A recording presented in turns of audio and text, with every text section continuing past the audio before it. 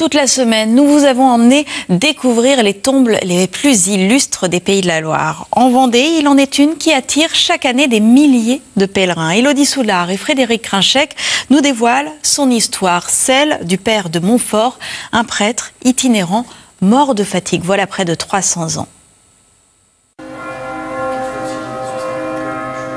Saint Louis-Marie Grignon de Montfort repose dans la basilique de Saint-Laurent-sur-Sèvre depuis le 29 avril 1716. De passage dans la commune, ce prêtre breton s'est éteint à 43 ans, mort de fatigue, après avoir prêché près de 200 missions.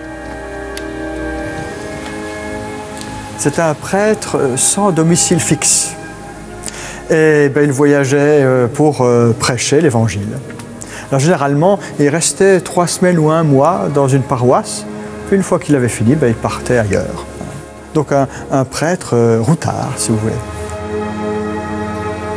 Et lui était très préoccupé par le désir de transmettre dans un langage accessible.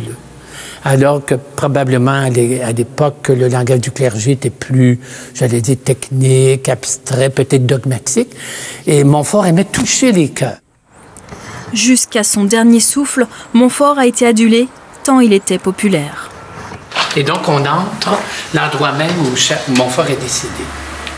Même sur son lit de mort, il a laissé les gens pénétrer dans la chambre, les gens voulaient être bénis, voulaient le toucher, il avait déjà toute sa réputation de saint.